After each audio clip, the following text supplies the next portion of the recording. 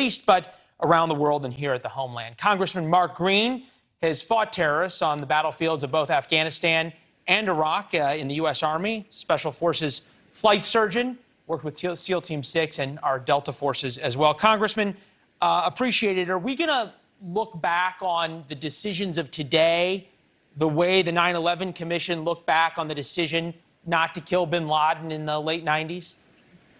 Well, I certainly hope so, Leland. Thanks for having me on your show. We absolutely need to get to the bottom of the intel failures that have happened here. Forgive me, I think you misunderstand the question I'm asking. We had the ability to take out bin Laden in the late 90s. We didn't. Is the decision to give up Afghanistan in the way we have and allow ISIS and al-Qaeda to reconstitute that same kind of decision to allow people who want to do harm to America a safe haven? Yeah, no, absolutely. That's absolutely what's going to happen. We have allowed basically the Taliban the opportunity to create a haven for terrorists. ISIS, al-Qaeda, they're all going to flock there and train up. This is going to come back to haunt us, especially with a southern border that's wide open. We will revisit this. Americans are at greater risk. Well, we've got pictures of them all now out of prison. This is from Radio Free Europe and Radio Liberty. Richard Engel also had video of the large prison break once the Taliban came by. This would be the question, though, and you heard President Biden, I know you watched the speech, defending the policy of withdrawal versus how the withdrawal was done, which anyone can agree was a disaster, but the policy is different. The Afghans weren't going to stay and fight. We've seen this. Should the United States have kept men in harm's way indefinitely to keep from happening what you're describing? So ask yourself this, Leland, and I heard you earlier in the show talk about basically two choices. There's actually a third choice, and that's the steady state we had right now.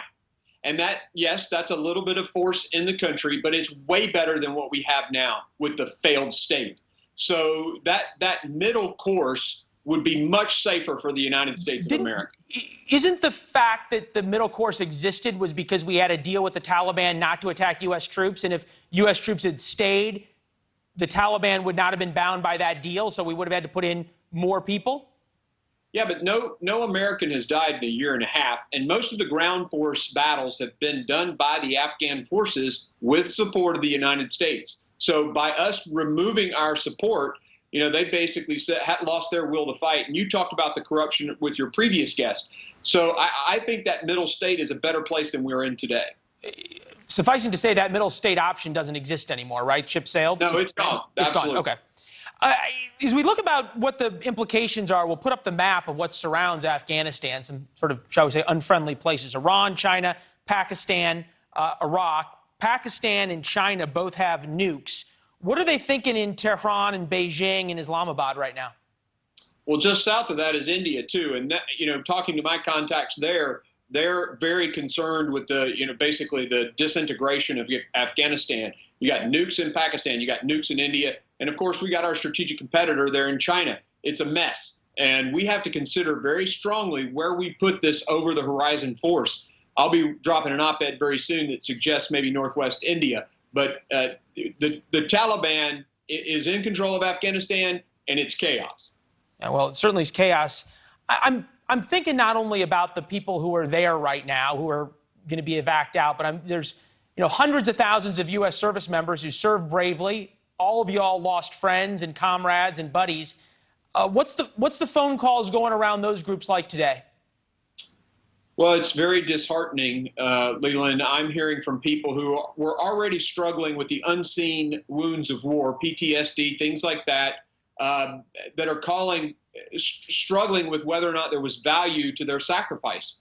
And I would just tell every one of them, absolutely, for 20 years, that service in Afghanistan, those men and women who sacrificed there, were providing freedom from terrorist attacks here in the United States. That service was valuable. And any of them that are struggling, call my office, call Reboot for recovery.